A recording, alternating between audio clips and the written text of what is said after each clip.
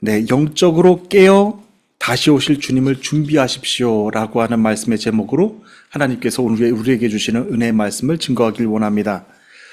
대강절 세 번째 주일입니다. 대강절은 주님의 백성이 되는 교회 공동체가 다 함께 영적으로 깨어서 주님이 다시 오실 때까지 믿음을 지키며 기다리는 기간입니다. 결과적으로 절기적으로 대강절은 4주 동안만 지키는 것이지만 실상 우리 평생의 믿음 생활의 전부가 예수님의 다시 오심을 기다리는 삶이라고 해도 잘못된 말은 아닐 것입니다. 그만큼 내가 믿음의 사람으로 서 있으면서 주님을 기다리는 이 신앙생활의 중요성을 한순간도 가볍게 여기거나 결코 잊어서는 안 될 것입니다. 주님이 하늘로 올라가실 때 제자들이 자세히 하늘을 쳐다보고 있는데 흰옷을 입은 두 사람이 주님 곁에 서서 이렇게 말합니다.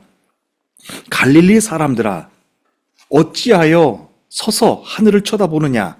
너희 가운데서 하늘로 올려지신 이 예수는 하늘로 올라가심을 본 그대로 오시리라 라고 말씀을 전했습니다. 그리고 나서 제자들의 삶이 본격적으로 변하기 시작합니다. 다시 오실 주님을 기다리는 믿음으로 기다리는 믿음의 삶을 시작하는 삶을 출발했습니다. 그 후로 가룟 유다를 제외한 예수님의 11명의 제자들은 다른 곳도 아니고 다락방으로 올라가서 마음을 같이하며 오직 기도에 힘쓰며 예수님을 기다리는 믿음의 삶을 시작했습니다. 그렇기 때문에 이 세상에 살면서 주님과 상관없이 살아가는, 다만 자신의 삶을 의지하면서 자신의 삶을 인내하면서 사는 것과 똑같이 그 세상에 살면서도 주님의 오심을 기다리면서 인내하면서 사는 삶은 본질적으로 다른 삶, 다른 목적의 삶이라고 하는 것을 알아야 됩니다. 삶의 목적이 다르다는 것은 그의 삶의 열매와 결과도 다르다라고 하는 것을 뜻합니다. 그것을 우리가 어떻게 알 수가 있을까요? 주님의 오심을 믿음으로 기다리며 인내하며 살아가는 우리의 삶을, 우리의 시간을 하나님께서 이루어 주실 것이기 때문에 그렇습니다. 그래서 저는 오늘 이 시간에도 우리 믿음의 교회와 성도들이 다 함께 오직 마음을 같이하며 기도에 힘쓰고 주님의 다시 오심을 기다릴 수 있도록 또다시 주님이 주시는 말씀을 증거하길 원하는 것입니다. 예수님이 하늘로 올라가시고 나서 주님이 다시 오시겠다고 하신 시간이 늦어지면서요, 교회 안에는 주님의 오심을 잘못 이해하고 해석하고 믿는 두 부류의 성도들이 생겨나기 시작을 했습니다. 첫 번째는 주님의 오시겠다고 하신 그 시간이 언제인지를 자신은 안다라고 하는 사람들이 세계 곳곳에서 나타나기 시작을 했습니다. 예수님의 제자들도 주님의 다시 오시는 이 시간이 늦어지면서 이 나타나는 문제들에 대해서 굉장히 심각하게 보고 있었습니다.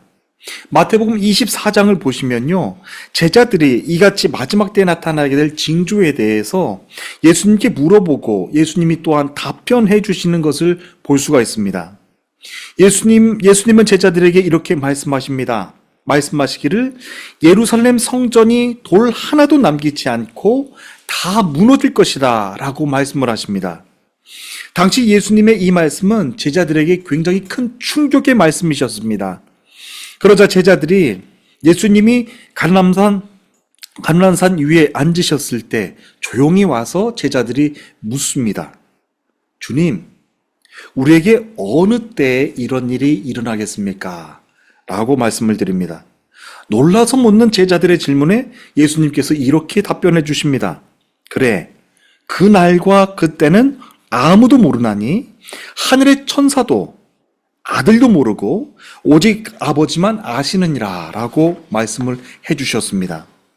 예수님의 이 말씀은 이후에 제자들과 주님의 교회와 성도들에게 믿는 사람들의 삶 속에서 기다림의 의미는 세상 사람들의 삶과는 전혀 본질적으로 다르다고 하는 의미라고 하는 것을 가르쳐 주시는 매우 중요한 말씀임을 알 수가 있습니다.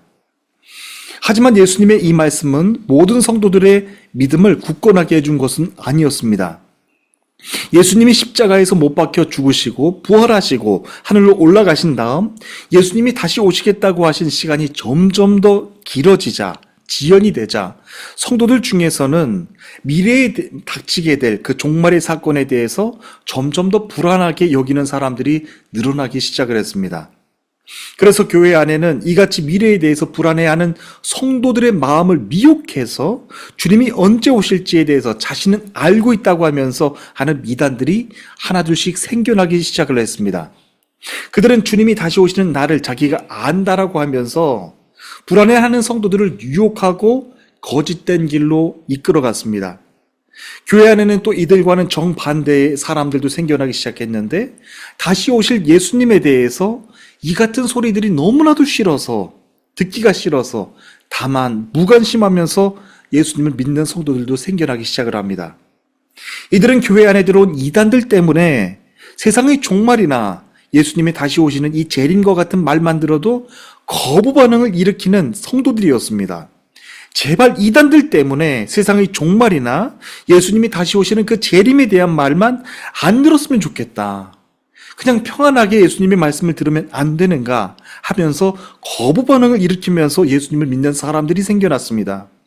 그래서 이와 같은 성도들은 세상 끝날에 우리가 지키고 있어야 되는 종말 신앙에 대해서는 똑같은 이단이라고 치부하면서 그 말씀 듣는 것을 아예 거부하는 반응을 일으키면서 신앙생활하는 사람들이 생겨나기 시작했다라고 하는 겁니다.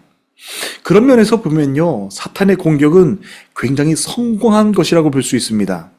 사람들이 하나님을 믿으면서 종말에 대한 마지막 예수님, 재림 예수님에 대한 그 재림 신앙에 대해서 갖지 못하게 만든 것이니 사탄의 공격은 어쩌면 굉장히 성공적이라고 볼 수 있습니다. 그래서 교회를 오랫동안 다니더라도 다시 오실 예수님, 재림과 같은 것에는 그냥 무관심하게 살아가는 현대 크리스찬들의 모습을 많이 봅니다. 하지만 다시 오신다고 하신 예수님의 말씀은요, 반드시 이루어집니다. 성경은 1.1획이라도 다 이루시기 때문에 그렇습니다. 그리고 그때는 예수님께서 이렇게 말씀하십니다. 그때는 노아의 때와 같을 것이다 라고 말씀을 전하십니다. 여기서 여러분 예수님이 말씀하신 노아의 때와 같을 것이다 라고 하는 말씀에 집중하시기를 바랍니다. 37절부터 39절 말씀을 제가 읽어드립니다. 노아의 때와 같이 인자의 임함도 그러하리라.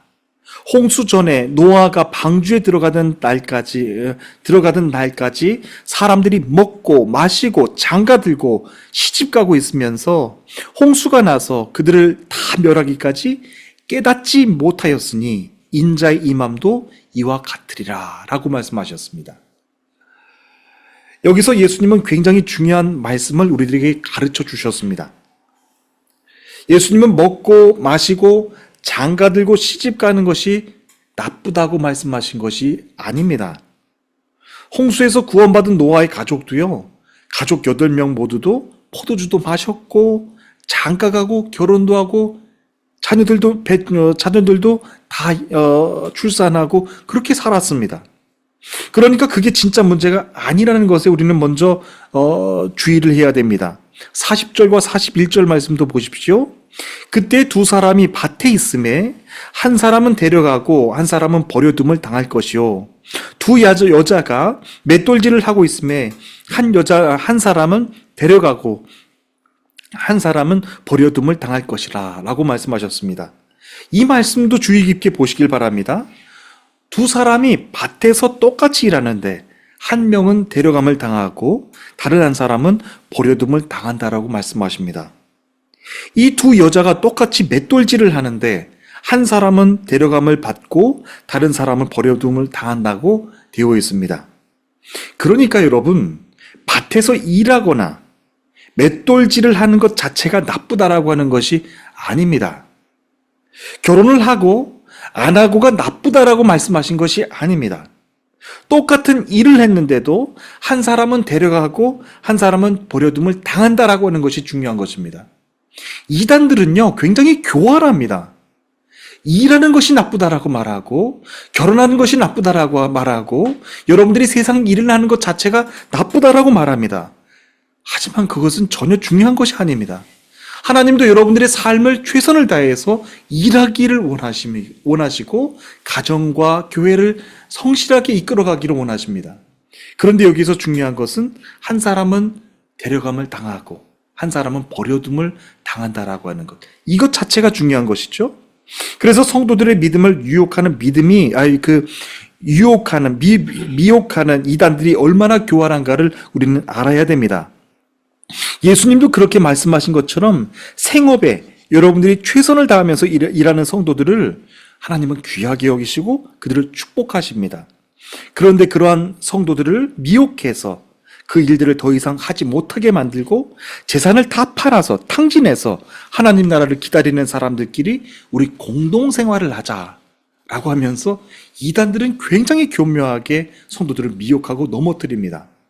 다시 오신다고 하신 예수님의 말씀을 잘못 이해하게 만들고 잘못 믿게 만들고 미래에 대한 불안한 마음을 심어주고 기다리는 그 기다림의 신앙생활에 대해서 어리석다라고 유혹하는 것이죠. 그만큼 편안한 신앙생활도 있는데 그만큼 안정되게 신앙생활하는 것도 있는데 공동생활을 하면서 우리 모든 생계를 다 함께 모아서 그렇게 신앙생활하는 것도 있는데 우리들의 삶, 우리들의 믿음 생활조차 다 잘못됐다라고 유혹을 하고 넘어뜨리는 것입니다. 하지만 그 순간의 편안함이 나중에는요, 얼마나 잘못된 믿음이었는가를 깨닫는 것조차 분별하지 못하도록 만든다는데 우리는 더 경각심을 가지고 이단들의 유혹에 우리는 대처해야 됩니다. 그와 같이 자기 신앙생활에 모든 것이 다 무책임하게 내려놓고 혼잡하게 신앙생활을 하게 하는 것, 그런 방식으로 예수님을 기다리는 믿음은 정말로 잘못된 믿음입니다. 예수님은 한 번도 여러분들의 가정을 내팽겨치게 하거나 여러분들의 사업장을 다 내려놓고 재산들을 다 모아서 공동생활하라고 말씀하신 적 한 번도 없으십니다. 그런데 이단들이 그렇게 평안하다라고 하면서 유혹하는 것이죠. 하지만 일상생활을 하면서 하나님의 심판이 임했는데도 불구하고 그것이 하나님의 심판인지 아닌지 전혀 영적으로 깨닫지 못하고 살아간다는 것이 더 위험하다라고 하는 것을 우리는 봐야 됩니다. 그렇다면 우리는 어떻게 이 마지막 때 신앙생활을 해야 되는 것일까요? 42절부터 44절까지 있는 말씀을 다 함께 보시기를 바랍니다. 예수님께서 이렇게 말씀하십니다. 그러므로 깨어 있으라. 어느 날에 주가 임할는지 너희가 알지 못함이니라. 너희도 아는 바니 만일 집주인이 도둑이 어느 시각에 올 줄을 알았더라면 깨어 있어 그 집을 뚫지 못하게 하였으리라. 이러므로 너희도 준비하고 있으라. 생각하지 않은 때에 인자가 오리라. 라고 말씀하십니다. 예수님께서 하신 이 말씀을 잘 들어보십시오. 계속해서 반복하시는 말씀이 있습니다. 42절 말씀에서 깨어있으라고 말씀하십니다. 43절, 44절에서 다시 말씀하시기를 깨어있어 준비하라고 말씀하십니다. 오늘 예수님의 작은 제자로 살아가는 저와 여러분들에게도 똑같은 말씀하십니다. 깨어있으라, 깨어있으라, 깨어있어 준비하라는 말씀을 계속해서 강조하십니다. 그래서 밭에서 열심히 일하고 맷돌을 열심히 갈아도 그것은 괜찮은 것입니다. 먹고 마시고 장가가고 시집가고 내가 이 땅에서 누릴 수 있는 모든 아름다운 것들을 즐기고 사는 것 또한 중요하고 좋은 일입니다.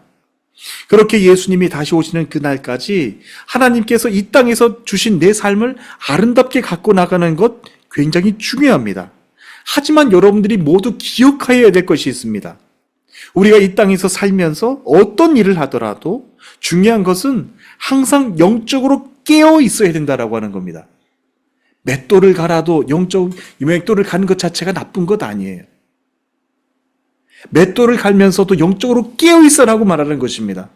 결혼하면서도 시집가면서도 장가가면서도 영적으로 깨어 있어라고 말씀하시는 겁니다.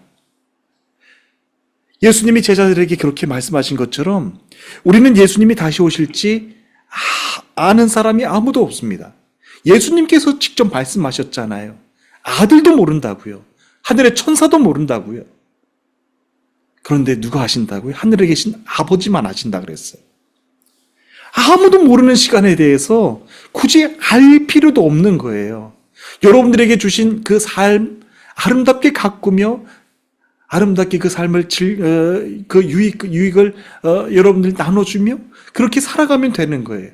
신앙생활을 하는데 여러분들의 그 모든 삶이 유익하게 하기를 원하신다라고 하는 거예요. 그런데 주님이 말씀하시는 건요, 여러분들의 삶을 다 내려놓고 포기하고 그냥 무질서하게 살라고 하는 것이 아니라고 하는 거예요. 깨어있으라, 깨어있으라, 깨어 준비하라고 하는 말씀입니다. 오늘도 주시는 말씀 속에서 알 수 있습니다. 오늘 주신 본문 말씀보다 조금 더 앞에 주신 말씀을 보시기를 바랍니다. 예수님이 무화과 나무 비유를 하셨습니다. 무화과 나무에서 잎사귀가 나면 여름이 가까운 것을 그 당시 사람들은 다 알았다고 합니다. 우리도 지금은 겨울이지만 얼었던 땅에서 풀이 나오기 시작을 하고 싹이 나오고 꽃이 피는 것을 보면요, 여러분들 이제 봄이 왔구나 라고 하는 것을 아는 겁니다. 그런 것처럼 세상에서 일어나는 여러 가지 징조들을 보면 그때가 마지막 때가 가까웠다라고 하는 것을 여러분들도 다 아신다라고 하는 겁니다. 지금 세상에서 일어나는 일들을 보십시오. 전쟁과 자연재해가 세계 곳곳에서 다 일어나고 있습니다. 그리고 자기가 그리스도 예수라고 하면서 하는 이단들도 세계 곳곳에서 많이 일어나고 있습니다. 이제는 텔레비전에서도 아주 공공연하게 나타나는 것이 동성애에 대한 드라마가 나옵니다. 그 동성애에 대한 드라마를 보고서 제가 깜짝 놀랐습니다. 어린 청소년들이, 젊은 우리 청년들이 그 드라마를 보면서 무엇을 생각하겠습니까? 동성애도 이제 우리 삶의 일부가 됐구나. 가정을 다 파괴시키는 거예요.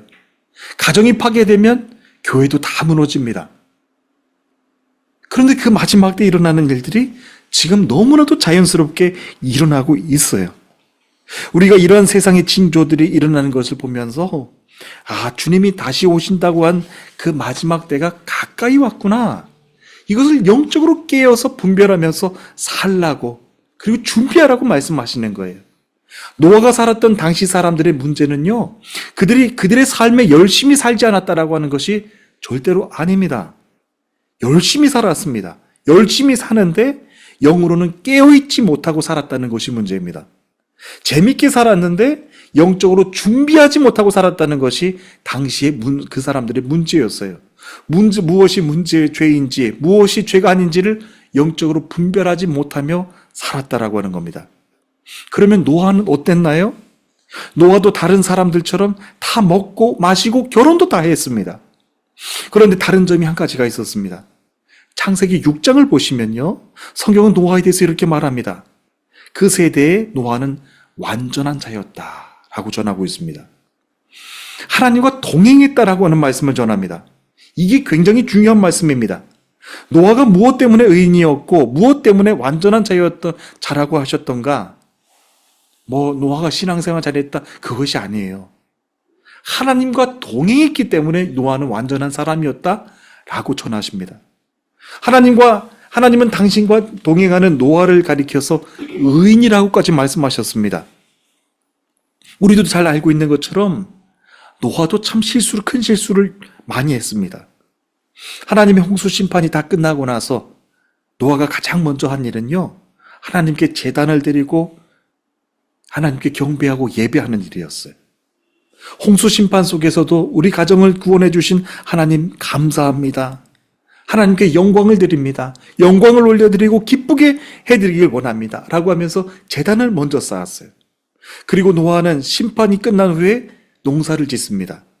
자기 삶도 열심히 생활했다라고 하는 것을 의미합니다.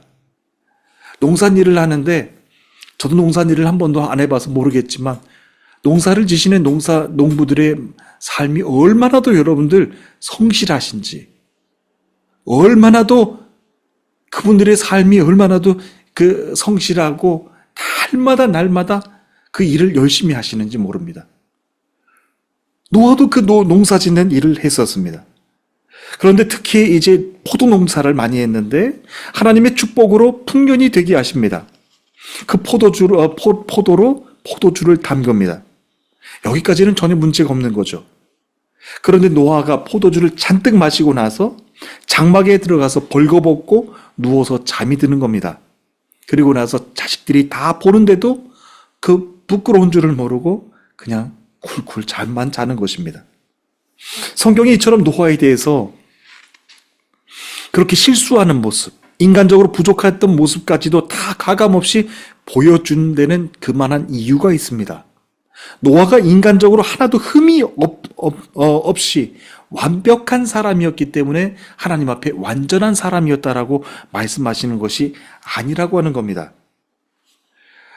노아도 실수도 많고 부족한 점도 많고 자식들에게도 부끄러운 사람이었다라고 하는 겁니다. 그런데 노아는 다른 점이 하나가 있었어요. 하나님과 동행하는 사람이었다라고 하는 거예요. 무엇 때문에 그렇게 말씀하셨던 건가요? 노아는 기본적으로 하나님과 동행하는 사람이었기 때문에 그렇게 실수하는 사람이었고 부족한 사람이었음에도 불구하고 하나님은 당신의 의인이라고 칭해 주셨다라고 하는 거예요. 당연히 노아가 살았던 당시 세상도요, 지금도 우리가 살고 있는 이 세상 못지않게 악한 세상이었습니다. 그 시대가 얼마나도 악했던지 하나님께서 다 홍수로 버리시겠다고 했던 그 시대였습니다. 그렇게 악한 시대였어요. 그런데 노아는 그와 같은 세상에서 살면서 하나님과 동행하는 삶을 살았다. 그리고 영적으로 깨어있는 삶을 살았다라고 하는 것이 다릅니다. 노아도 열심히 자기 삶을 살았지만 늘 깨어있어서 언제 하나님이 홍수 심판을 내리실지 항상 깨어 준비하는 사람이었다라고 하는 겁니다.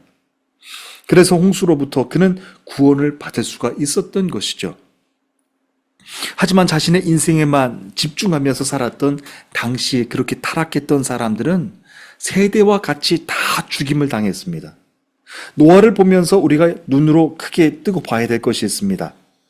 노아 한 사람으로 인해서요, 그의 모든 가족들이 다 홍수 심판으로 구원받을 수가 있었다라고 하는 겁니다. 하나님과 동행하면서 깨어 준비했던 노아 한 사람으로 인하여서 그의 가족들 모두가 다 구원을 받을 수가 있었다라고 하는 겁니다. 여러분, 혹시 이 세상 종말이 언제 올지를 몰라서 예수님이 갑자기 언제 오실까 두려울까 그렇게 생각하셨던 적이 있지 않습니까? 여러분들이 심적으로 그렇게 두렵고 걱정이 되기 시작하면요, 반드시 꼭 하나는 점검하셔야 됩니다. 지금 나는 하나님과 동행하는 삶을 살고 있는가? 그리고 나는 영적으로 깨어 주님 오심을 준비하고 있는가? 라고 하는 것을 점검해 봐야 됩니다. 제가 지금은 터키에서 선교 사역을 하고 있지만 국내에서 한인 목회를 하면서 하나님께서 주신 은혜가 참 너무나도 큽니다. 많은 은혜 간증들이 있지만 그 가운데 가장 큰 은혜를 꼽으라고 한다면 전 지금도 말씀을 드립니다. 장례 사역을 하면서 주신 은혜가 가장 컸다라고 말씀을 드립니다. 저는 저희 교단에서도 가장 큰 교회 중에 하나로 꼽히는 분당에 있는 한 교회에서 부목사역을 했습니다. 제가 터키에 온 지 지금 10년이 넘었으니까 벌써 10년도 더 오래된 일입니다. 저는 여러 교구들 가운데서 판교 지역 교구 목사로 사역을 했습니다. 지금도 그렇지만 당시만 해도 판교는 신도시로 젊은 성도들이 많이 오는 교구였습니다. 그런데 신기하게도 저희 교구가 가장 많이 장례 사역이 일어나는 교구였습니다. 젊은 성도들의 부모님들이 돌아가시기도 했고 본인들은 예수님을 이미 영접했는데 이제 막 임종을 앞두고 계신 부모님은 아직 예수님을 영접하지 않아서 조금이라도 정신이 깨어 있으실 때 예수님을 영접해드리고 싶어서 예배를 부탁하시는 성도들도 많았습니다. 그러면 저는 모든 교회 사역들이 있지만 모든 교회 사역들을 다 내려놓고 임종 예배부터 장례 모든 예배까지 그 예배에 집중하면서 그 예배를 다 중보해 드립니다. 다 인도해 드렸습니다. 한 영혼을 하나님께로 인도해 드리는 장례 사역을 할 때만큼 온 정성을 다해서 모든 사역을 집중했는지 모릅니다. 임종 예배부터 입관 예배, 발인 예배, 하관 예배, 그리고 모든 장례 예식이 끝나고 나서 위로 예배까지 그 모든 한 영혼이 하나님 나라로 인도함을 받는 그 모든 절차의 예배들을 다 정성껏 모든 사역을 다 내려놓고 그 장례 사역에 다 집중을 했습니다. 그렇게 하나님께 인도해드리고 한 영혼을 보내드리고 남은 모든 가족들이 평안함을 입는 그 모습을 보면요, 얼마나 더 기쁜지 몰라요. 장례 사역을 한 곳 발인 예배만 가고 임종 예배만 가고 그렇게만 하더라도 모든 사역과 함께하는 거기 때문에 참 목회자로서는 힘듭니다. 피곤한 게 정상이에요. 그런데 그렇게 한 영혼을 하나님 나라로 온전히 보내드리고 나서 모든 분들이 그렇게 기쁨으로 보는 걸 보면요, 얼마나 더 그때 영적으로 기쁜지 몰라요. 처음부터 너무나도 아름답고 평안하게 그렇게 자신의 죽음을 준비하며 이제는 하나님의 품으로 돌아갈 시간을 깨어서 준비하는 그 성도들의 모습을 보면 너무나도 제 마음이 감격이 됩니다. 그런데 그렇게 모든 분들이 평안하게 죽음을 맞이하시는 것이 아닙니다. 어떤 분은 마지막까지 두려운 마음을 안고서 돌아가시는 분들도 계셨어요. 그것은 장례를 인도하는 목사가 영적으로 깨달을 수 있고 느낄 수 있는 부분입니다. 장례식의 조문 계획들이 참 많은데도 불구하고 또 어떤 분의 경우에는 그의 죽음이 참 외롭게 보이는 경우도 있었어요. 그러면서 그 장례 사역을 하면서 다시 한번 깨닫게 하시는 겁니다. 아, 우리가 참 이렇게 혼란하고 악하고 분노로 가득 찬 이 세상에 살아가고 있는데 영적으로 노아처럼 하나님과 동행하는 삶, 영적으로 깨어서 주님 다시 오실 날들을 준비하면서 사는 성도들은 마지막 죽음의 길이, 마지막 하나님 나라에 가는 길이 참 평안하구나, 아름답고 모든 유족들에게도 기쁨이 되는구나, 그것을 느낄 수가 있는 거예요.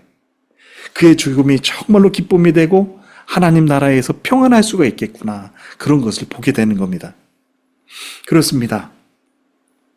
오늘 본문 속 제자들의 모습처럼요, 마지막 날에 일어나는 징조들을 보고 하루하루를 살아가고 있는 저와 여러분들입니다. 그러면서 여러 가지 반응들을 볼 수가 있습니다. 아마 예수님이 육신의 몸으로 지금도 우리 곁에 살아계시다고 한다면 제자들이 그랬던 것처럼 우리도 혹여나 그럴지 모르겠습니다. 조용히 예수님께 찾아가서 예수님, 언제 이런 일이 일어나게 될까요? 언제 세상이 끝날까요? 예수님은 다시 언제 오시나요? 라고 하는 것을 예수님께 찾아가서 조용히 여쭤볼지도 모르겠습니다. 하지만 오늘 주시는 말씀을 통해서 다시 깨닫게 하십니다. 예수님이 언제 오실지 그 시와 날짜를 아는 게 중요한 게 아니라 마지막 때가 가까이 오면 가까이 올수록 하나님과 함께 동행하는 삶이 중요하다라고 하는 겁니다.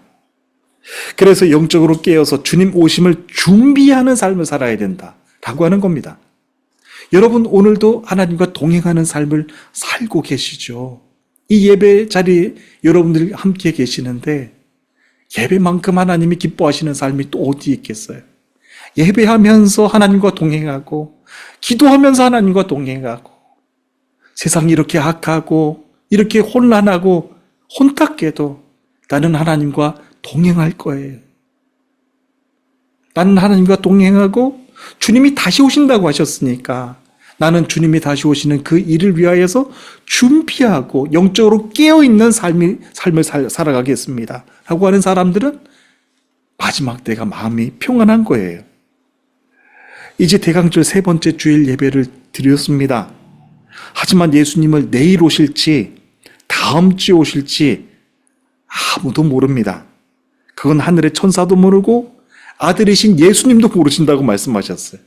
오직 아버지만 아신다고 하셨는데 저는 우리 모두가 예수님을 기다리는 이 대강절 절기가 영적으로 깨어서 준비하고 기쁨으로 주님을 맞이할 수 있는, 그래서 준비되는 그런 영적인 시간들이 되시기를 다 함께 주님의 이름으로 축복하는 것입니다. 여러분들의 마지막 우리 주님 만나는 그날 우리 다 같이 모여서 대면하게 될 거예요.